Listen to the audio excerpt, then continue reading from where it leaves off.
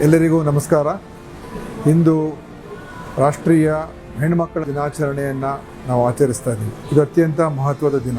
ಹೆಣ್ಣುಮಕ್ಕಳನ್ನು ನಾವು ಪೂಜಾ ಮನೋಭಾವದಿಂದ ನೋಡ್ತೀವಿ.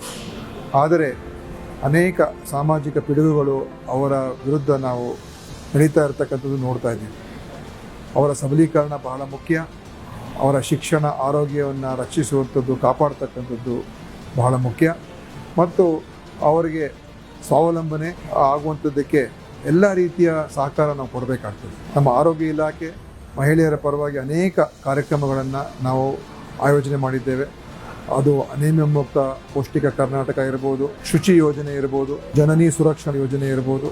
ಈ ರೀತಿಗೆ ಹಲವಾರು ಯೋಜನೆಗಳು ಮಹಿಳೆಯರ, ಮಕ್ಕಳ ಒಂದು ಭವಿಷ್ಯದ ವಿಚಾರದಲ್ಲಿ ಅವರಿಗೆ ನಾವು ಸಶಕ್ತರಾಗಿ ಮಾಡ್ತಕ್ಕಂಥದ್ದಕ್ಕೆ, ಆರೋಗ್ಯವಂತರಾಗಿ ಮಾಡ್ತಕ್ಕಂಥದ್ದಕ್ಕೆ ಕ್ರಮ ತಗೊಳ್ತಾ ಇದ್ದೀವಿ. ಇವತ್ತು ನಮ್ಮೆಲ್ಲರ ಜವಾಬ್ದಾರಿ ಆಗ್ತದೆ, ಸಮಾಜದ ಜವಾಬ್ದಾರಿ ಆಗ್ತದೆ. ಇವತ್ತು ನಾವು ನೋಡ್ತೀವಿ ಹೆಣ್ಣು ಭ್ರೂಣ ಹತ್ಯೆ ಏನಾಗ್ತಾ ಇದೆ. ಇದು ಅತ್ಯಂತ ಒಂದು ಕಳವಳಕಾರಿಯ ಒಂದು ಸನ್ನಿವೇಶ. ಇದನ್ನು ನಾವು ತಡೆ ಹಿಡಿಬೇಕಾಗ್ತದೆ. ಜನರಲ್ಲಿ ಜಾಗೃತಿ ಮೂಡಿಸಬೇಕಾಗ್ತದೆ, ಅರಿವನ್ನು ಮೂಡಿಸಬೇಕಾಗ್ತದೆ.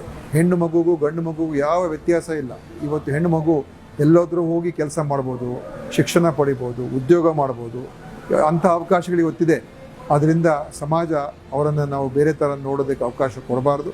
ಹೆಣ್ಣು ಮಕ್ಕಳನ್ನು ನಾವು ಬೆಳೆಸೋಣ, ಅವರಿಗೆ ಪೋಷಿಸೋಣ ಮತ್ತು ಎಲ್ಲ ರೀತಿಯ ಬೆಳವಣಿಗೆಗೆ ನಾವೆಲ್ಲರೂ ಸೇರಿ ಒಗ್ಗಟ್ಟಾಗಿ ಕೆಲಸ ಮಾಡೋಣ ಅಂತ ಹೇಳಿ ಈ ಸಂದರ್ಭದಲ್ಲಿ ಹಾರೈಸ್ತೀನಿ.